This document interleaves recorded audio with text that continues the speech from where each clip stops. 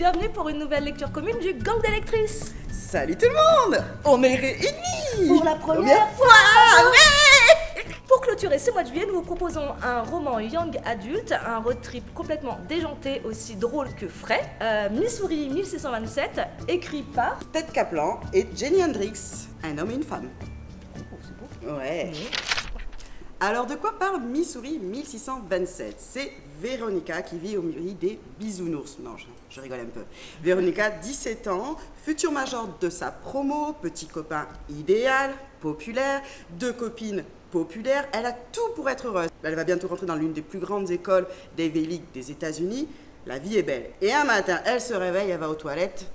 Elle décide de faire un test de grossesse. Elle ne comprend pas, elle est enceinte. Malheureusement pour elle, ça ne fait pas partie de son choix de vie. Véronica fait son test de grossesse dans les toilettes du lycée. Malheureusement, elle va faire tomber son test de grossesse et quelqu'un va tomber dessus, Bailey. Bailey n'est autre que son ancienne meilleure amie de collège, on va dire. Oui, c'est ça, elles sont perdues de vue. Voilà, c'est ça. Avant qu'elle rentre au lycée, elles étaient très très copines et puis bon bah voilà, elles se sont séparées. Bailey est une petite punkette un peu irrévérencieuse, voilà, va-t-on dire. Elle a une certaine réputation dans son lycée, elle n'est pas très appréciée, elle est très grande gueule. Elle mais se solitaire. Fait, solitaire. Et du coup, dommage pour Véronica, elle est tombée pour celle qui est un peu le gros wawa du lycée. Véronica décide d'avorter. D'avorter. Le seul problème, c'est qu'elle elle ne peut pas avorter dans son état. Où elle habite. Voilà, c'est ça, on précise parce que ça se passe aux États-Unis. Voilà.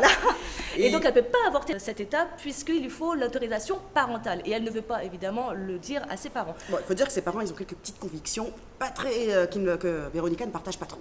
Exactement. Elle décide d'aller se faire avorter dans un autre état, Missouri, qui lui autorise cet avortement, sauf qu'il est à 1627 km. Comment va-t-elle faire pour aller à cette clinique? Voilà, où elle a rendez-vous.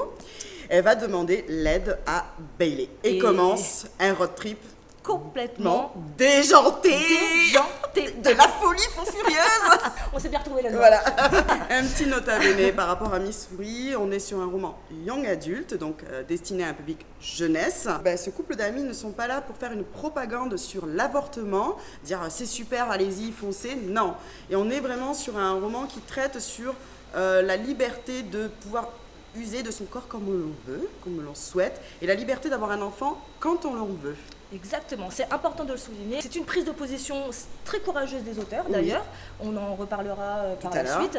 Ce n'est pas une propagande, c'est vraiment une liberté de choix, et on tient à le souligner avec elle. Voilà. Alors, quels sont les personnages en fait de Missouri 1627? Nous avons 3 héros qui sortent du lot, puisqu'après il y a les personnages secondaires qui gravitent autour.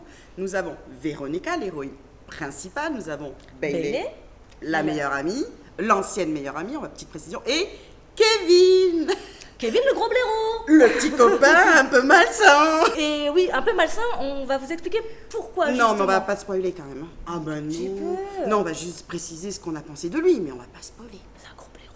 C'est un crétin qu'on adore détester. que dire de Véronica? Véronica, c'est la jeune fille populaire, belle, tout le monde l'adore, elle est parfaite. Quand je dis parfaite, on lui montre des petits bisounours, quoi. Ses parents disent c'est la meilleure. Elle a une grande sœur qui a eu des choix de vie que Véronica n'approuve pas trop. Elle est très intelligente.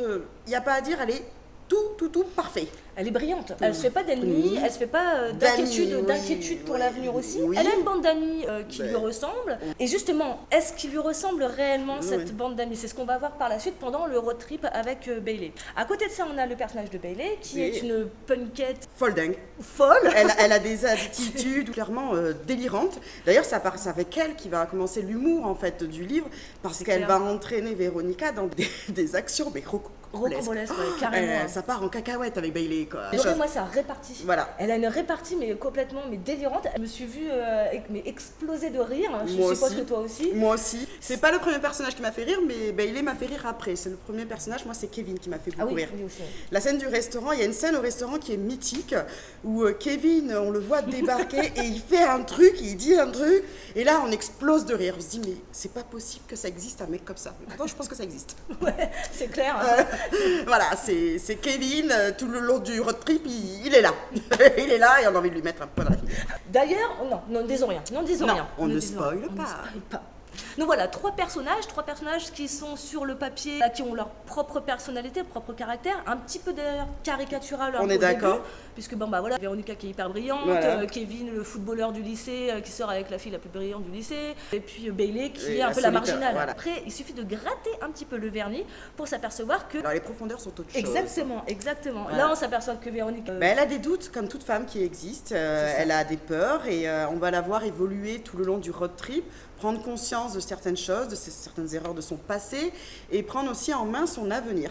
Et puis Bailey aussi, parce que Bailey, on s'aperçoit qu'elle est solitaire, finalement peut-être pas par choix. C'est ça. Voilà, et on découvre une jeune femme aussi magnifique, belle à l'extérieur comme à l'intérieur, qui cache des secrets, qui a des fêlures plus importantes qu'on ne le pense et on la voit évoluer aussi, telle une petite chrysalide en fait. C'est vrai, c'est vrai. C'était un magnifique personnage qu'on découvre dans ce roman. Et puis Kevin, qui lui c'est le contraire. Au départ c'est le gendre idéal sur le papier, et puis en fait au fur et à mesure on s'aperçoit que c'est un gros blaireau. Ouais, le prince charmant n'existe pas chez les souris.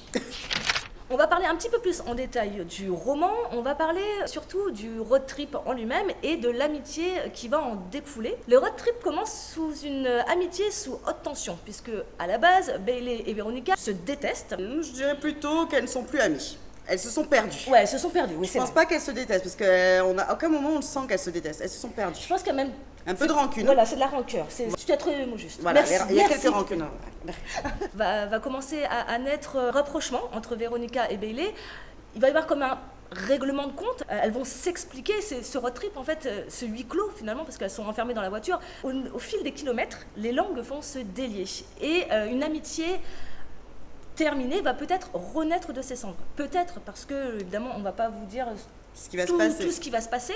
Il va y avoir plein de rebondissements. Il va y avoir plein d'imprévus qui vont se greffer à ce road trip, puisque évidemment, elles ne partent pas du point A pour arriver jusqu'au point B sans problème, sans péripéties. Et c'est ces péripéties qui vont finalement les souder et les rapprocher, et pourquoi pas faire renaître une amitié. Moi, ce que je voudrais rajouter, c'est que le duo d'auteurs, en fait, aussi aborde d'autres thèmes que j'ai senti qui était important. C'était aussi ce besoin pour les ados d'être irréprochables, d'être dans une cage dorée, d'être parfait, de représenter la perfection, et qu'ils ont peur de fissurer un peu cette image.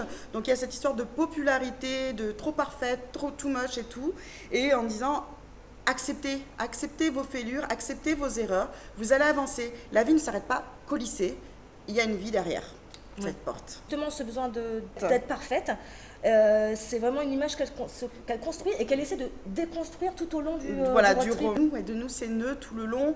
Et je pense que même nous, en tant que femmes aussi, parce que c'est important, il y a quand même une part de féminisme dans ce roman. Complètement. Et on se dit, arrêtez d'être parfaite. Elle ne veut pas rentrer forcément dans les cases. Au début, oui, parce que l'image restait construite. Chaque personnage rentrait dans ces cases.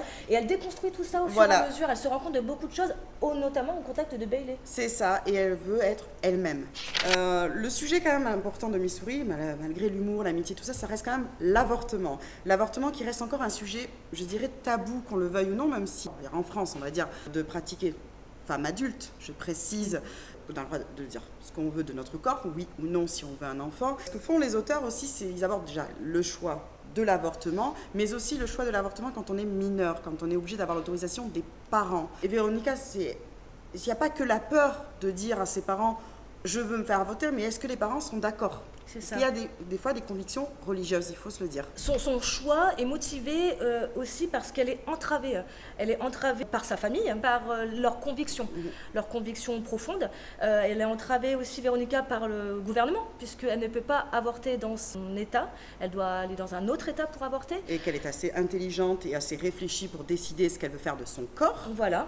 Et elle est entravée aussi par une pression sociale également. Est-ce qu'elle veut avorter pour elle-même ou pour l'image aussi qu'elle véhicule? Il y a plein de notions autour de l'avortement, du choix. Elle s'interroge, Véronica, vraiment, ça reste pas superficiel. Elle se dit pas j'ai envie d'avorter. Elle va réfléchir jusqu'au bout. Est-ce qu'elle va se faire avorter ou pas? On ne dira pas, c'est son choix. Mais en tout cas, quoi qu'il arrive, les auteurs insistent sur la notion de choix, de dire, et c'est quelque chose qu'on peut l'aborder aussi pour nous en tant que femmes, qu'on soit adulte, qu'on puisse nous aussi dire si nous on veut. Moi j'ai 40 ans, Lindsay est un peu plus jeune que moi, et, un tout petit peu, et de se dire, moi je n'ai pas envie d'avoir un enfant maintenant, c'est mon choix de faire un avortement et je n'ai pas envie d'être jugée. Exactement, c'est très très bien dit ça, exactement, c'est le jugement. Le jugement d'autrui. Parlons de l'écriture maintenant, l'écriture du roman. Alors donc ce roman est écrit à 4 mains. Mixte. On insiste beaucoup, franchement. Je dis mes félicitations à Ted Kaplan de s'être lancé dans ce projet. Je dis chapeau. Un homme qui parle pour les femmes. Très bien écrit. C'est ça. On peut rien dire là-dessus. Très bien écrit, c'est fluide, c'est dynamique. Et, la construction du roman est sur le même plan que l'humour. Des chapitres un peu originaux qui, franchement, pété de rire. En fait, on vit le road trip. Voilà, road trip, on vit les kilomètres et on ne les voit pas passer les 1627 km. Ouais, c'est clair. On les voit pas passer. Les personnages sont hyper attachants. C'est parfait. Voilà, c'est parfait. Il n'y a pas à dire, c'est parfait. Merci. Merci, et merci Bayard Jeunesse de s'être lancé dans ce roman. C'est un pari risqué et franchement, bravo. Alors, en conclusion, on peut dire que c'est un coup de cœur, un énorme coup de cœur. Bon, on l'avait vu venir. Alors moi, perso, je l'ai commencé avant Lindsay et j'avais déjà envoyé un message à 23h. Lindsay, j'ai commencé, j'adore. Elle m'a mis un petit trailer avant. Je lui ai envoyé un message. J'adore. Vas-y, lis-le. C'est génial. Je sens le coup de cœur. Un bijou. Il n'y a pas à dire. C'est un petit bonbon. C'est ça. Il faut vraiment le remettre dans toutes les mains, pas seulement dans les mains des ados. Oui, c'est très important de le remettre dans les mains des ados, mais surtout aussi dans les mains des parents, des adultes, pour qu'ils comprennent aussi, parce qu'il y a plusieurs, il y a différentes générations, il y en a qui sont plus ouverts que d'autres, et c'est vrai que c'est écrit avec tellement d'humour et de légèreté. Et de bienveillance. C'est ça. Alors que c'est un sujet très grave. Et tabou. Bravo aux auteurs et à la prise de risque aussi des éditeurs parce que c'est un roman important. Voilà. Et moi, j'aime beaucoup insister sur les young adultes où ça aborde des sujets comme ça. C'est des romans qui permettent d'échanger à table. Et ce serait bien de pouvoir échanger déjà sur la contraception, quand si on n'est pas très à l'aise. Sur la sexualité. Voilà, si on n'est pas très à l'aise. Et du coup, ça permet, en passant par la vie des héros, donc du coup, on ne parle pas de nous, mais ça permet de transposer notre vie personnelle par les héros et être plus à l'aise à parler avec nos parents sur certains sujets tabous. Voilà, coup de cœur, quoi. C'est ça. Missouri 1627. De Ted Kaplan et Jenny Hendrix. Édité chez Bayard Jeunesse. Oui, non, oui, non, oui, non. L'heure de la gourmandise. Oui. J'associe toujours une pâtisserie au livre que je lis et je n'ai pas dérogé à la règle pour ce roman-ci. J'ai choisi ma petite gourmandise qui est les Energy Balls. Pourquoi ? Parce que ce roman est complètement fou. Il y a un rythme dingue, il est très drôle et donc voilà, il fallait une pâtisserie qui lui ressemble et je pense que les Energy Balls feront l'affaire. Quant à toi, Gaëlle ? Alors moi, c'est des marshmallows pétillants. Pourquoi ? Parce que c'était pétillant, drôle et tout doux. Mais quel plaisir tu prends ! Tiens, t'en veux un ? Ouais. Et je me suis pris au cinéma aussi, à m'asseoir avec mes bonbons et regarder le défilé dans le road trip. Et un dernier mot pour la fin. Un grand merci à l'espace culturel du Portail de nous avoir prêté ces jolis petits bijoux. Et puis nous avoir laissé la liberté d'utiliser l'espace du Cabart de Saint-Leu. Où il y aura des événements très sympas à faire. Mais ça, on vous en reparle bientôt. Voilà. Nous, on va vous laisser, mais on enchaîne avec un événement. Spécial fantastique. Retrouvez bientôt le gang des lectrices en partenariat avec l'espace culturel du Portail. Et Cabart pour de nouvelles aventures littéraires. Et puis c'est tout, il faut partir à un moment donné. Faut laisser la place. Ben oui. Allez, salut, ciao.